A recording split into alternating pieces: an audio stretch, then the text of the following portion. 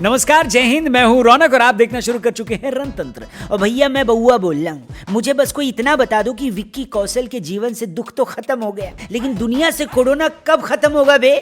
मतलब work from home के time पर सिंक में पड़े बर्तन भी खत्म हो जाते थे, लेकिन ये कोरोना कम बखत खत्म होने का नाम नहीं ले रहा। मतलब ये कि चाइना में एक आदमी के डिनर मेन्यू में चमगादड़ खाने की इच्छा ने अभी तक परेशान करके रखा हुआ है। 2020 में आधे साल तो क्रिकेट ही नहीं हुआ, उसके बाद 2 साल से हमें आईपीएल बाहर कराना पड़ रहा है, और अब तो बायो बबल भी ऐसे फूटने लगे हैं जैसे जिंदगी को लेकर हमारे वहम। एक बार आईपीएल पोस्टपोन हो चुका है, श्रीलंका खेलने गई इंडियन टीम का बायो बबल भी ब्रेक हुआ था, और अब वेस्टइंडीज के खिलाफ होने वाली सीरीज से पहले कोच राहुल द्रविड़ के ऊपर कोहली वर्सेस बीसीसीआई के अलावा एक और स्यापा आ गया भाई साहब। असल में हुआ ये कि 31 जनवरी को इंडियन टीम को अहमदाबाद में रिपोर्ट करना था। सभी खिलाड़ियों को हिदायत दी गई थी कि घर से निकलने से पहले अपना टेस्ट करवाते हुए आना। सबने टेस्ट करवाया, सब नेगेटिव आए। 31 जनवरी को जब सब अहमदाबाद लैंड हुए तो सबका फिर एक बार टेस्ट कराया गया, और इस टेस्ट में शिखर धवन और नवदीप सैनी पॉजिटिव पाए गए। फील्डिंग कोच ने भी उसी दिन कोरोना कैच कर लिया।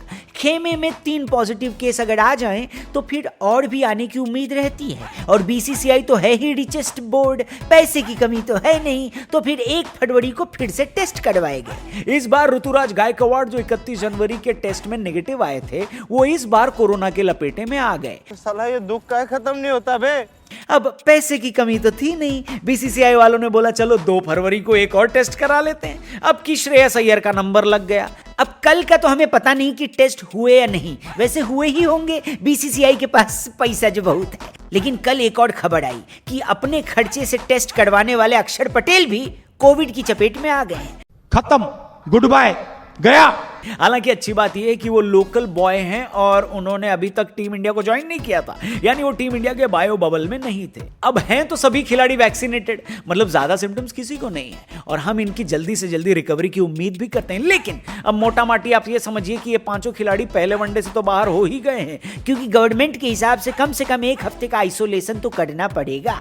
टीम ने रिजर्व के तौर पर मयंक अग्रवाल को अहमदाबाद रवाना कर दिया, वो कल यहां पहुंच भी गए। ऋषभ पंत के रिजर्व के तौर पर ईशान किशन भी अहमदाबाद पधार चुके हैं। लेकिन जैसा कि हम आपको कल बता चुके हैं कि ओरिजिनल स्क्वाड से सिलेक्शन के लिए सिर्फ 5 बल्लेबाज उपलब्ध हैं। ऐसे में कल ट्विटर पर दिन भर वो उड़ती रही जिसको कायदे से चिड़िया उड़ में भी नहीं उड़ना चाहिए, मतलब अफवाह उड़ती रही। और अफवाह यही कि इंडिया वेस्टइंडीज की वनडे सीरीज कैंसिल हो सकती है। हम सभी धुरंधरों को यह बताना चाहता हूं कि सीरीज है भैया, ये तुम्हारे बचपन की शादी वाला खेल नहीं जो पेंसिल बोलने से कैंसिल हो जाएगा। सीरीज होकर रहेगी। हाँ, ये सच है कि ओरिजिनल स्क्वाड से इंडिया के पास सिर्फ 5 बल्लेबाज हैं, लेकिन जैसा कि हमने बताया मयंक अग्रवाल और ईशान किशन दोनों पहले वनडे तक अपना क्वारंटीन पूरा कर लेंगे। ऊपर से इंडिया की जो टोटल स्क्वाड है उसमें इस वक्त 26 खिलाड़ी हैं। जी हाँ, नेट बॉलर और रिजर्व खिलाड़ियों को मिलाकर इस वक्त अहमदाबाद के उस होटल में 26 खिलाड़ी हैं, जिनमें से इंडिया किसी को भी टीम में शामिल कर सकती है। ऊपर से शिखर धवन, ऋतुराज गायकवाड़ और श्रेयस अय्यर को सिर्फ 1 हफ्ते के आइसोलेशन में रहना है,